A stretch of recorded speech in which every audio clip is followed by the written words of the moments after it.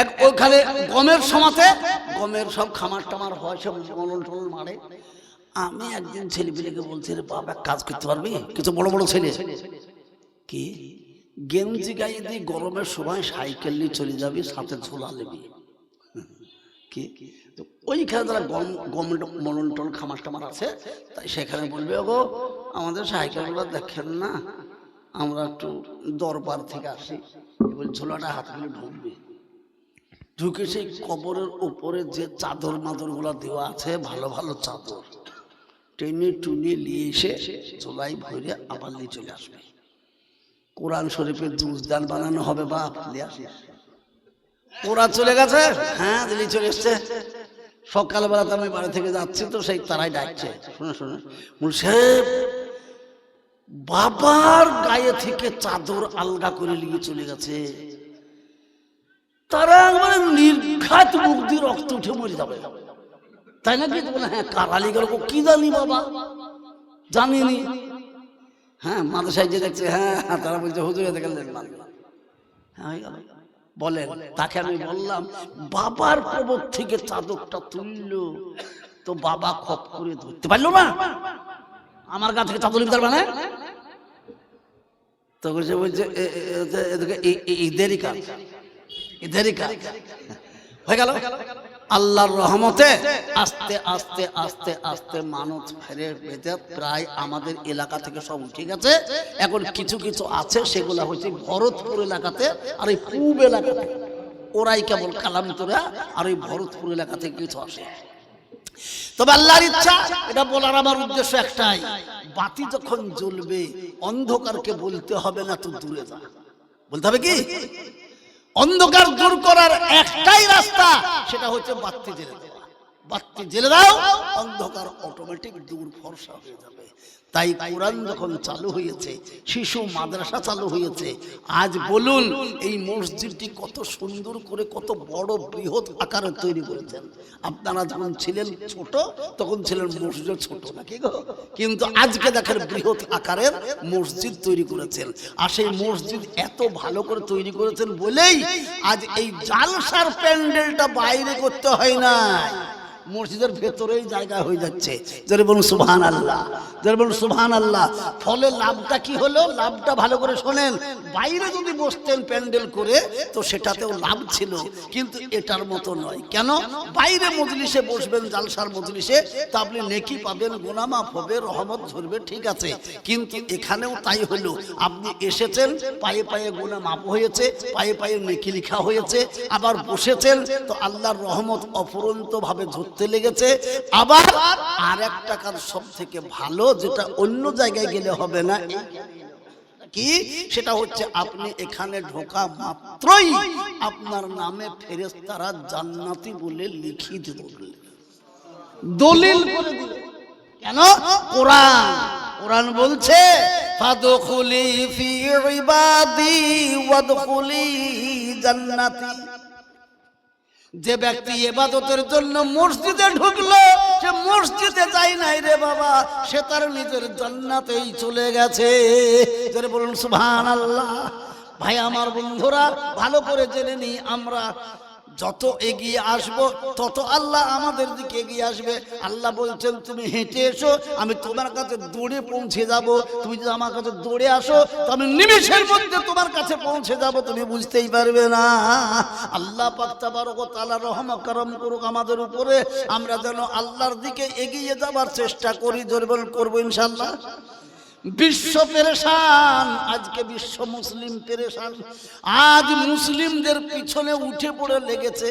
আজকেই জিজ্ঞাসা করছে, ভালো করে আজকেই মেদিনীপুর খড়গপুরে ছিলাম, আজকেই একজন ভদ্রলোক বলছে, হুজুর তামাম বিশ্বের বেঈমানরা এই মুসলমানদের উপরে এত দুশমনি কেন? তা আমি বললাম ভালো কথা, এই তো খুবই সহজ কথা, কেন বুঝতে পারছেন না? তাকে বললাম এই 3 তলা বাড়িটা দেখতে পাচ্ছেন, রংচং 3 তলা, হ্যাঁ, আর ওই দেখেন ওটা 2 তলা, দেখতে তো? হ্যাঁ, আচ্ছা এই 3 তলা ঘরটাতে ফুল ফাঁকা, কিছু নাই, শুধু ঘরটাই আছে। আর এই 2 তলা, যেটা 2 তলা, তাতে 10 কেজি সোনা আছে। জোরে বলুন, ডাকাতের লক্ষ্য ওই 3 তলায় হবে না 2 তলায় হবে? জোরে বলুন। 2 তলায়। কেন? শয়তান জানে 3 তলা হতে পারে, 10 তলা হতে পারে, ফাঁকা কিছু নাই। কিন্তু 2 তলায় যদি ঢুকি মাল পাবো বাবা, বস্তা লোড করা তো সোনাতে। সুবহানাল্লাহ। তো এটা জেনে নাও, মুসলমানদের দুশমনি করার একটাই কারণ, মুসলমানদের কাছে এমন মাল আছে, এমন মাল আছে, মহান আল্লাহ পাক বলে দিয়েছেন, ওই বান্দা তুমি দুনিয়া থেকে যদি সেই মালটা সামান্য পরিমাণও নিয়ে আসতে পারো, তাহলে একদিন না একদিন তুমি জান্নাতি হয়ে যাবা। যারা বলুন সুবহানাল্লাহ। কি সেটা? সেটার নাম ঈমান। ঈমান, কালেমা লা ইলাহা ইল্লাল্লাহু মুহাম্মাদুর রাসূলুল্লাহ।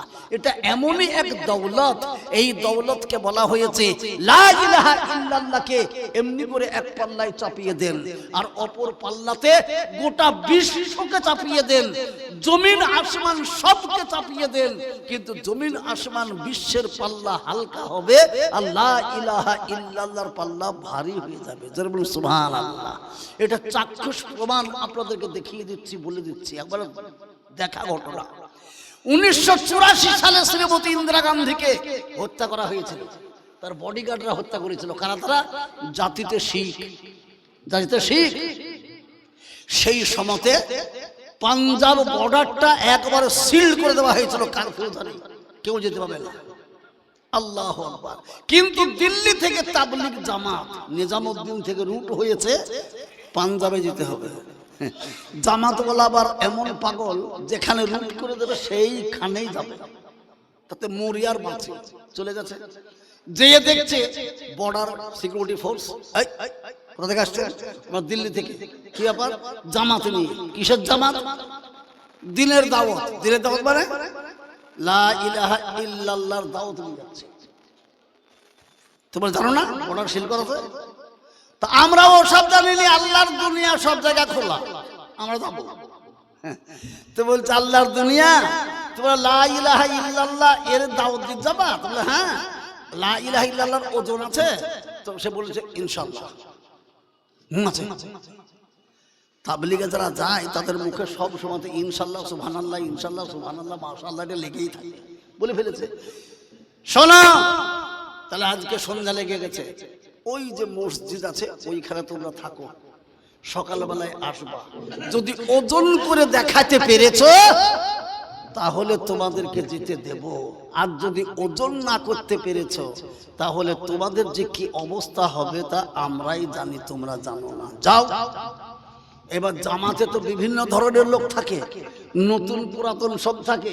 নতুন লোকগুলো বলছে আল্লাহ কোন আমিরের পাল্লাই পড়ে এলাম রে, জীবনে হারাবো, এবার জীবনে তার বাঁচবো না বাবা।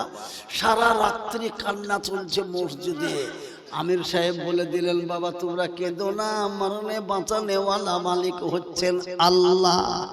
আজ আমরা বড় বিপদে পড়েছি, এই বিপদ থেকে যদি বাঁচাতে কেউ পারে তো একমাত্র আল্লাহই পারবে। তোমরা ঘুমিয়ে যেও না, তোমরা তাহাজ্জুদ নামাজ পড়ো আর দোয়া করো আল্লাহর কাছে। সারা রাত্রি কাঁদাকাটি চলছে।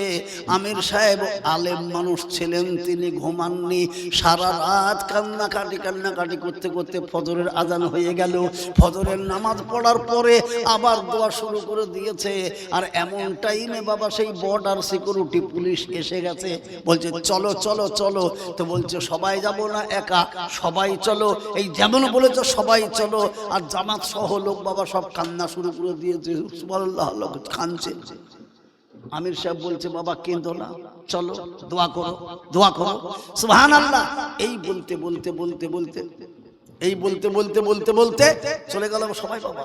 যেমন সবাই চলে গেলেন, এবার সেখানে বর্ডারে পৌঁছিয়ে বলছে কোথায় তোমার কালেমা নিয়ে এসো।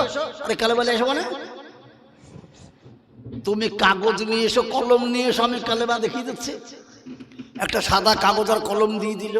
সেই কলমে সাদা কাগজের উপরে এমনি করে কলমটা ধরেছে, আমির সাহেবের চোখ দিয়ে গড় গড় গড় গড় করে পানি ঝরছে। মাওলাই করিম, আজ বড় বেকায়দায় পড়ে গেছি, বড় পরীক্ষার মধ্যে পড়ে গেছি মাওলা। আজ তুমি এই ইমানের সম্মানটা রক্ষা করো মাওলা গো। আজ বড় বিপদে পড়েছি আমরা, এই বিপদ থেকে বাঁচানেওয়ালা একমাত্র তুমি। এই বলে সেই কলম কাগজের উপরে নিয়ে লিখছেন লা ইলাহা ইল্লাল্লাহু মুহাম্মাদুর রাসূলুল্লাহ সাল্লাল্লাহু আলাইহি সাল্লাম। কাঁদলের চোখের পানি এক আধ ফোঁটাও কাগজে পড়ে গেল। বললেন এই নেন আমার কালেমা, ওজন করুন। সেই পুলিশ এমনি করে হাতে করে নিয়ে বলছে এর আবার ওজন হবে? পাগলা কোথাকার, মানে আমার মাল আমি দিয়েছি, ওজনের দায়িত্ব আপনার, আপনি করুন না ওজন। এই যেমন বলা ঠাট্টা মস্করা করার জন্য সেই সোনা ওজন করে সেই ছোট পাল্লা নিয়ে এসেছে, নিয়ে এসে চাপিয়ে দিয়েছে পাল্লাতে এমনি করে কাগজটা। পাল্লা নড়ছে না, তখন বলছে পাল্লাতে কাগজ চাপালাম তো পাল্লা তো নড়েই না, ওজন দেখতে এসেছো? বলে আপনার ভুল হচ্ছে এক জায়গায়। কোন জায়গায়? মাল চাপিয়েছেন তো ওজনটা পরীক্ষা করবেন তো অপর পাল্লাতে বাটখারা চাপান, ও পাল্লাতে খালি আছে তাই নাকি? তো বলে হ্যাঁ, তাহলে ওজন হবে, হবে ইনশাআল্লাহ। যেমন বলা সঙ্গে সঙ্গে তাচ্ছিল্য ঠাট্টা করার জন্য একটা 5 গ্রাম বাটখারা নিয়ে ওই পাল্লায় চাপিয়ে দিয়েছেন। যেমন 5 গ্রাম বাটখারা খালি পাল্লায় পড়েছে বাবা, আর কাগজের পাল্লা করে একবার মাটিতে। জোরে বলুন সুবহানাল্লাহ, জোরে বলুন সুবহানাল্লাহ। এবার দেখুন কি কুদরতের খেলা শুরু হয়ে গেল। পুলিশ সুপার তো অবাক, বড় বড় মুখওয়ালা পুলিশের অবাক, হলো কি রে? সুবহানাল্লাহ। 100 গ্রাম চাপালো, মাটি ছাড়ে না পাল্লাতে। 200 গ্রাম চাপালো, মাটি ছাড়ে না পাল্লাতে। 5 কিলো চাপালো, কিন্তু পাল্লা থেকে, মাটি থেকে পাল্লা উঠছে না। জোরে বলুন সুবহানাল্লাহ, জোরে বলা যাবে না সুবহানাল্লাহ, জোরে বলুন সুবহানাল্লাহ। এখানে প্রমাণ। সেই পুলিশ সুপার কাঁদতে কাঁদতে আমির সাহেবের হাত চেপে ধরে বলছে হুজুর আমি বুঝতে পারলাম না এর এত ওজন কি করে জানলেন আপনি? তো বলছেন আমরা জানি, আমরা ইমানদার, আমরা মুমিন। আমার পেয়ারা নবী সাল্লাল্লাহু আলাইহি সাল্লাম বলে গেছেন হাসরের ময়দানে এমন মানুষ হবে তাদের উহুদ পাহাড়ের সমান সমান 99টি গুনার দফতর হবে। আর আল্লাহ পাক বলবেন ওই গুনার দফতরগুলোকে পাল্লায় চাপিয়ে দাও। দেওয়ার পরে ওই ব্যক্তিকে বলবে তোমার জীবনে কোনো ভালো কাজ ছিল কি বলো? বলবেন মাওলা এই এত মানুষের সামনে আমাকে বেইজ্জতি আর করো না আল্লাহ। এই 99টি উহুদ পাহাড়ের তুলনাতে আমার ওরকম কোনো শক্তি নাই যে তাকে উঁচু করে দেবে।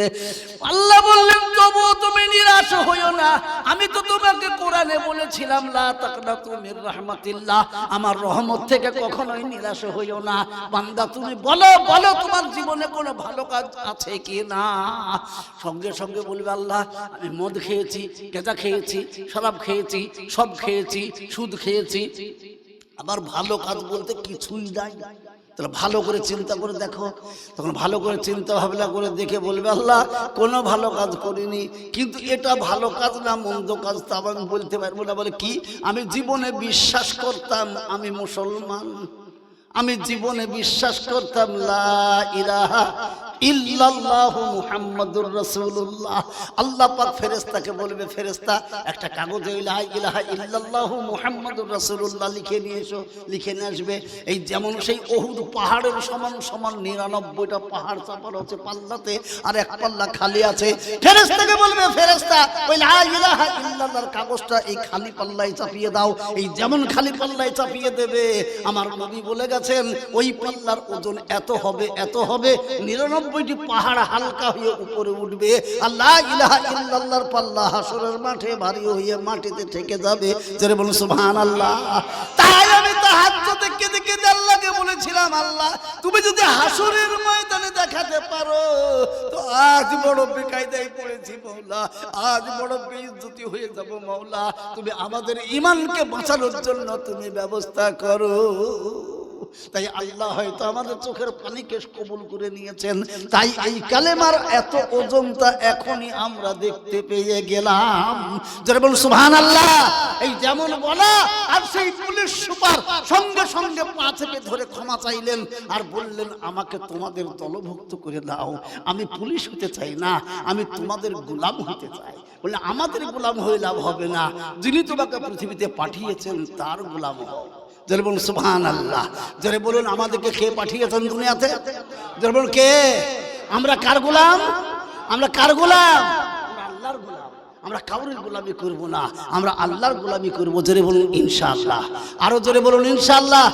আমি সেই সময়তে, এটা হচ্ছে 1907 মানে ওই 84, 86, 87 সালে আমি একবার 3 চিল্লার জামাতে গিয়েছিলাম বাবা, যে সেই নিজামউদ্দিন মার্কাজে, যে মার্কাজ আছে, সেই এক দেখছে দাড়িওয়ালা, আর বাবাজি শরীর আর চেহারা আর মাথায় টুপি, পা পর্যন্ত জামা, সেই লোকটাকে বয়ান করতে দিয়েছে। তো তিনি উঠে এই ঘটনাটা বললেন, বলার শেষে বলছেন, আমি সেই হতভাগা যে এদেরকে বাধা দিয়েছিলাম, আর আমার হাতেই আমি প্রমাণ পেয়েছিলাম এই লা ইলাহা ইল্লাল্লাহর ওজন কত। সেই দিন আমি আমির সাহেবের হাতে হাত দিয়ে কালেমা পড়ে মুসলমান হয়েছিলাম। জোরে বলুন সুবহানাল্লাহ। ভাইরা আমার, বন্ধুরা আমার, বলার উদ্দেশ্য একটাই, মাতা চলে গেছে, পিতা চলে গেছে, ভাই চলে গেছে, বোন চলে গেছে, বিবি চলে গেছে, স্বামী চলে গেছে, কোন দিন সময় হবে হয়তো আমরাও চলে যাব, কিন্তু যাওয়ার আগে আগে আমরা সেই আখিরাতের একটু কাজ করে যাই। আর নবী আসবে না, নবী আসবে না।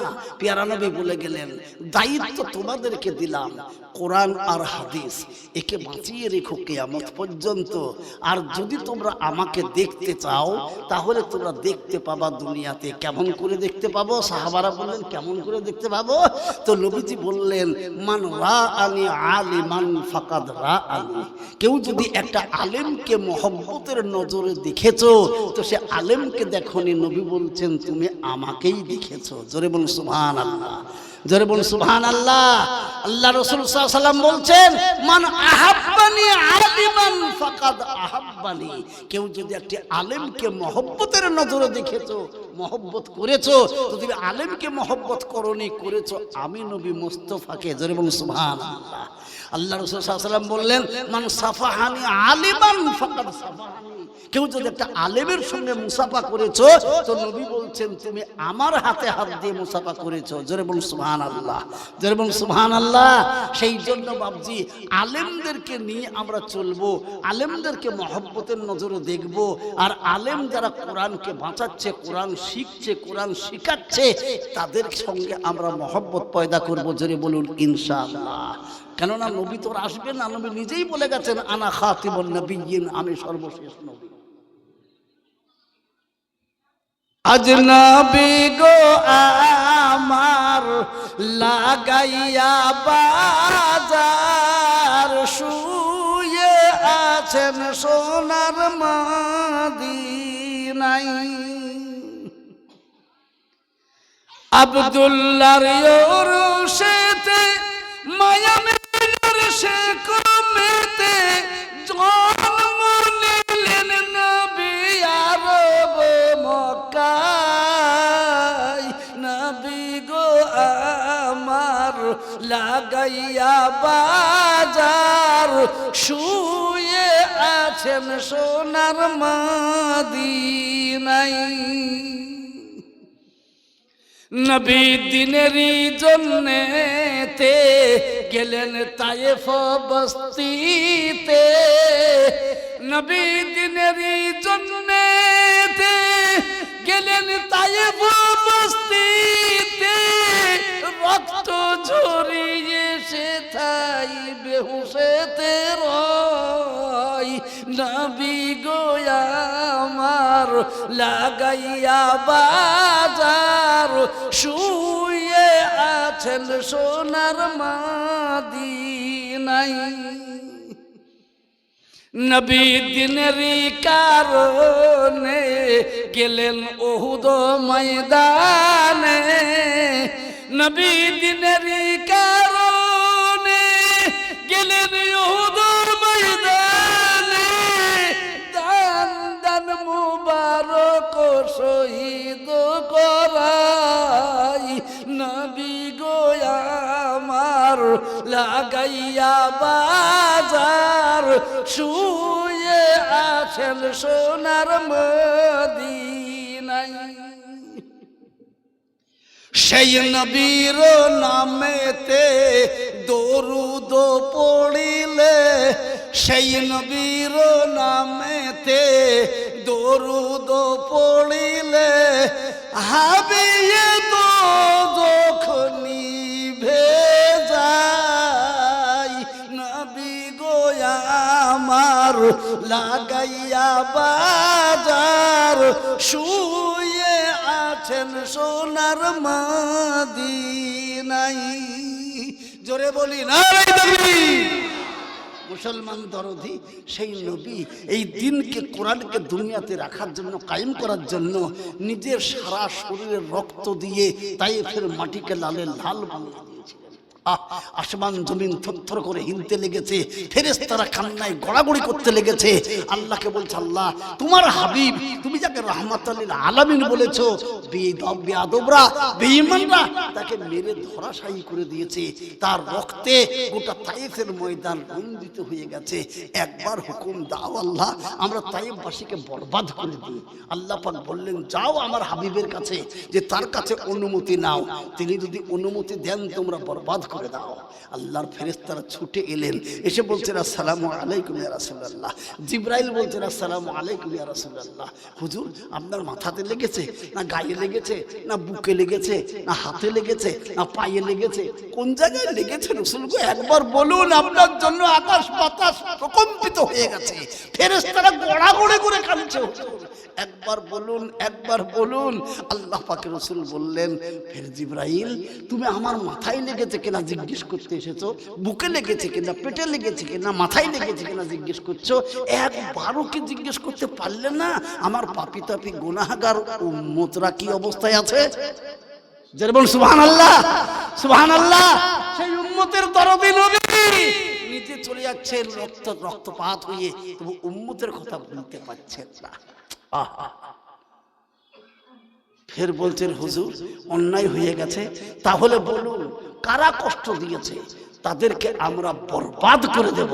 ফের নবীজি বললেন, জিবরাইল হুঁশিয়ার হয়ে যাও, আমি বরবাদ করতে আসি, আমি আবাদ করতে এসেছি। বলুন সুবহানাল্লাহ। যদি তোমাদেরকে বলি বরবাদ করে দাও, আমার উদ্দেশ্য তো খতম। আমার উদ্দেশ্য হচ্ছে তায়েফের প্রতিটি ঘরে ঘরে, প্রতিটি নারী পুরুষের জবানে জবানে এই কালেমা তাইয়্যিবার জিকিরের আওয়াজ চালু হয়ে যাক।